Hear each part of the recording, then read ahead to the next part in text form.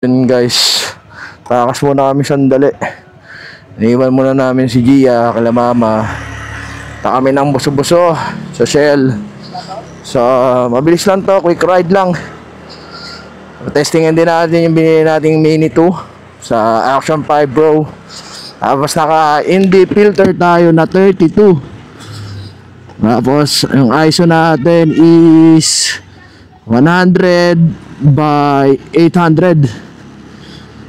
Tapos yung EB nito nakasetting siya na 1 to 50. Malinaw ba yung boses ko? Okay. Tama lang na kinabit natin intercom para nakakapag-usap tayo. Kasi pa sounds ano? Paano ba? Nandito sa ilalim. Ito, di natin ginagamit eh. Nababa mo na? Nababa mo na? Bandang kaliwa. Kaliwa. Hindi mo nilock. Okay rin pala, di nakalock. Sorry. Tara.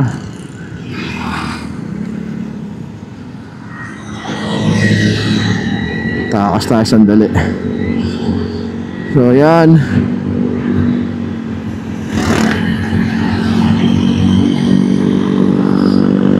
Natin yung video image sa Shell, buso-buso kung maganda yung footage ang makakuha.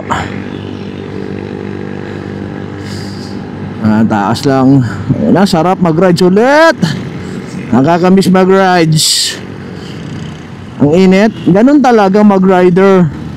Ama rider nga eh. Kaya nga tinawag na Ama rider. Si AJ nga takte 4 days, 5 days takte yan. Basta i-abayso lang natin kala mama pag gusto mo pa iiwan din dyan para nakakapagpahinga ka rin, tangik.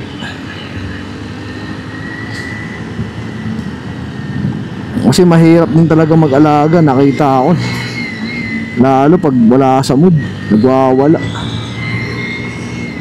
nagwawala si Giangot. Iniwan ng mama at papa niya. Ayan Gia, makikita mo tong video na to sa YouTube kung paano ka namin tinakasan. Nakikita na Gia, talaga naman tinakaya ako ng mamit darit ko. Okay. Sana walang makakamuli dun sa taas, sa busog-busog, wala masyadong tao. Ayan, nagre-record pa naman. Okay yung video, nagre-record siya. Doon tayo sa may buso-buso lang tayo para medyo malapit lang yung trip natin.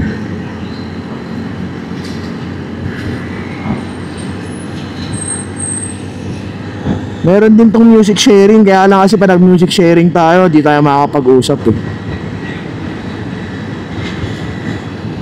Nagutom ka na ba? O doon na tayo kain sa taas. Kainin mo na yung gusto mo, maniwala ka sa akin. Kasi magagawa mo na lang ulit to bago ka pumasok. Isang buwan na naman. Balik na naman sa realidad. Ano, kamusta naman ba sa nakita mo dun si Gia sa bahay? Ayos naman. Sarap ng tulog eh. Sarap nga ng tulog nga niya dun eh. Kita mo naman, lumalaki-laki pa yung butas ng ilong.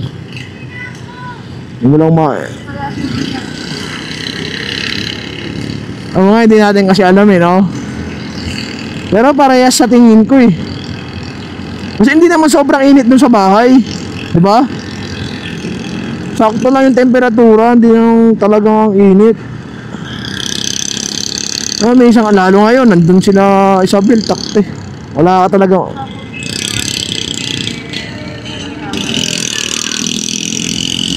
Wala mga pa yung buhok eh. May magagawa sa kanya.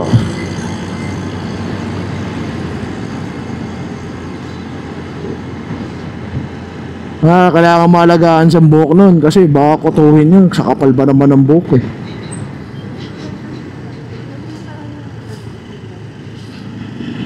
May sabitan. Doon natin sasabit. Pwede naman kung gusto mo. Dadalhin ko mamaya. Kaya lang putik. Magsaka na tumalon dun ha. Bantayan mo maigi pag dinala natin dun.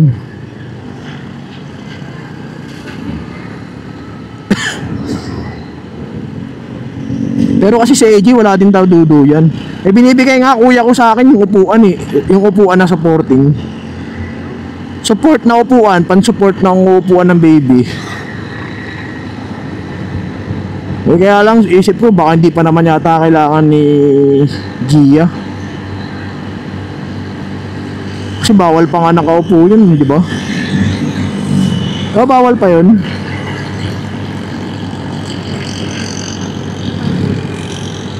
Oo, yun.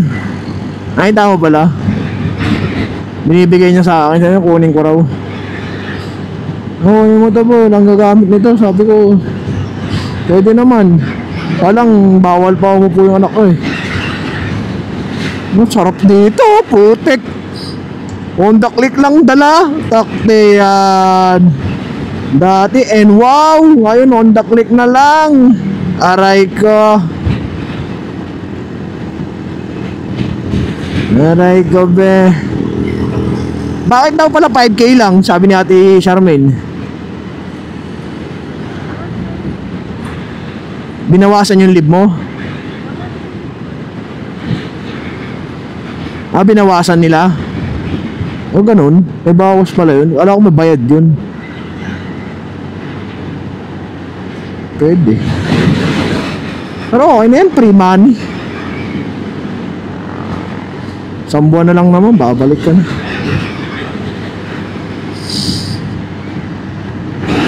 Ang sarap dito, open na open, oh shit. Test drive. Malalagyan na naman yung YouTube ko ah.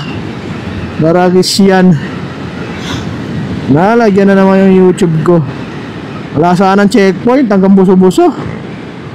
Nadahal tayo ng checkpoint, girl. Ayan, kailangan pa magpa-transfer ng pangalan, 20 days.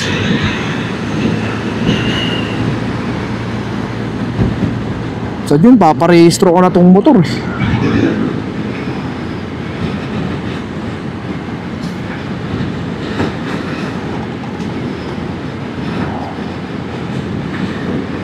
Hindi yan, maganda yung shock nito. Malubak eh. Okay ba umangka sa Honda Click? Hindi. Bakit ba? Ang sakit nga nito sa likod eh. Pag matagal na biyahe, ang sakit sa ano, lower back. Ramdam mo talaga yung pagod dito sa motor na to. Pero sa tipid ng gas, panalo ka rito. Ang laki ng difference, 1,000. Ay, 100 per day. O sa isang buwan, may 3,000 ako natitipid. 3,000 na yun, malaking bagay na yun. So ang importante lang naman, may hatid mo yung customer mo sa pupuntahan yun. Point A, point B lang naman lagi. May battery pa naman akong extra. Okay lang yung malobat gar. Buti nagdala ako ng isang battery. Kasi alam ko na yung mangyayari. Ano sa alis? Alas 4? Hindi, mamaya pa yung papa ko eh. 4:30 pa yun eh. Yung mama ko maaga yun, magdi-deliver yun. Pero pwede naman, dalawa tayo may iwan doon. Tayo na lang maglalak ng bahay. Susi naman ako. Wala namang problema.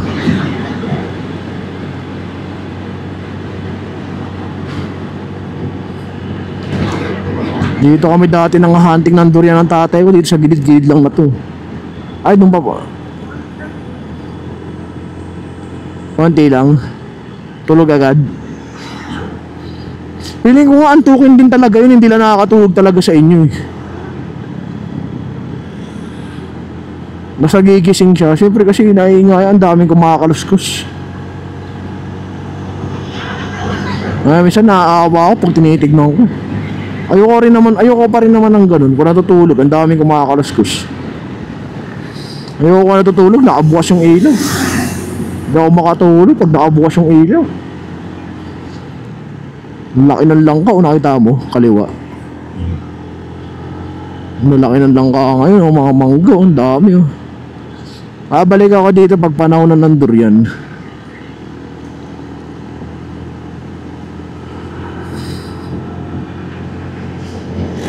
Okay, let's go.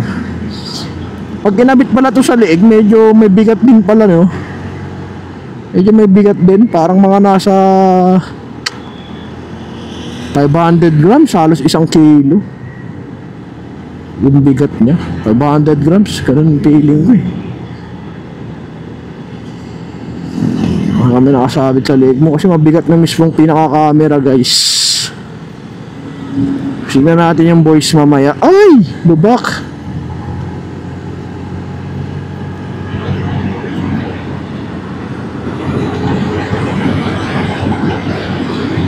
Ay, ano siya. Dapat meron tayong mga ganito kahit twice a month eh. Kaya paalaga natin si Jitang na dito sila nagtapon oh. Upal tong kotse na to, guys. Tandaan niya tong plaka na to. Tapon ng basura. NDS 7875. Sa mga pahintulad ng nakita ko, naka-video siya oh. Walang tanggihan, boss. Nagkakalat dito sa Marilaki oh. Puta, dayo lang to eh. Dumadaan dito sa Marilaki highway. Puta, pakiusap na kayo magkalat. Mga betlog kayo eh.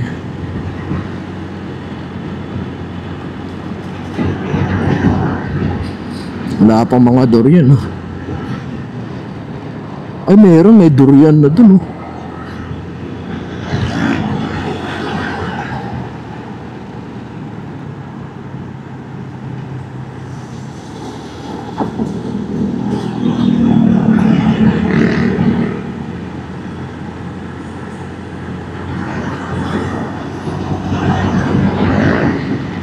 Si ate pil na pil ah. Sana mga naka-video kayo, bukan nyo sumangge. Camera ako, gar.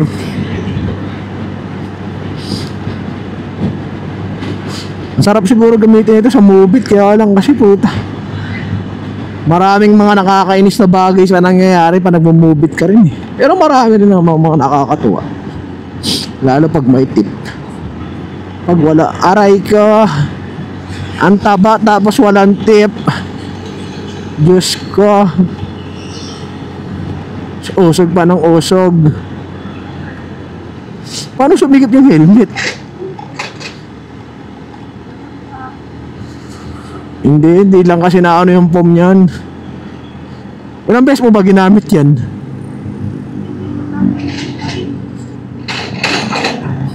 Walang Batangas lang ba? Hindi ah.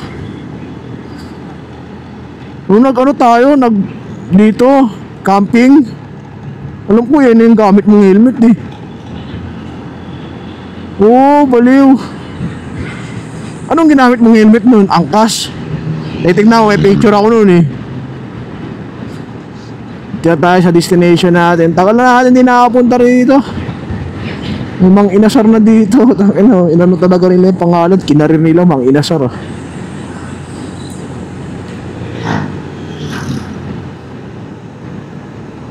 Dito tayo sa buso-buso, di ba? Ha?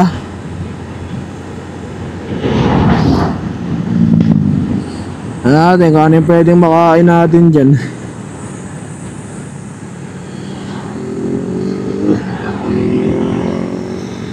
Ano?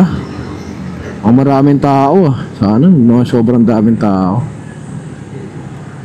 Pwede, pero tingnan natin. Tingnan natin. Dami yatang tao sa loob, pero silipin na natin. Yan, dire-diretso lang, kakain lang naman tayo. Mga baba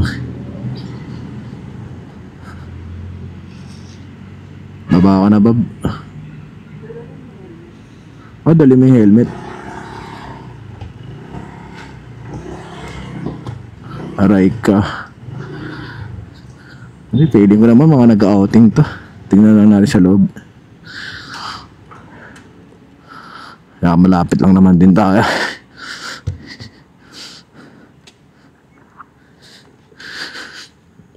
Sana tumumba. Ha? Init ba? Tingnan natin sa loob kung anong meron.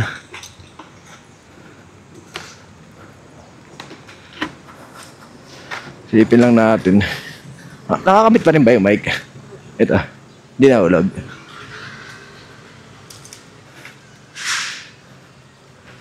Dito lang naman tayo. Hindi, maraming bakante sa loob.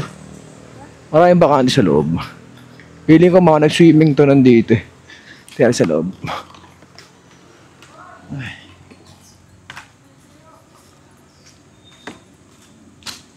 Mga swimming to dito sa loob.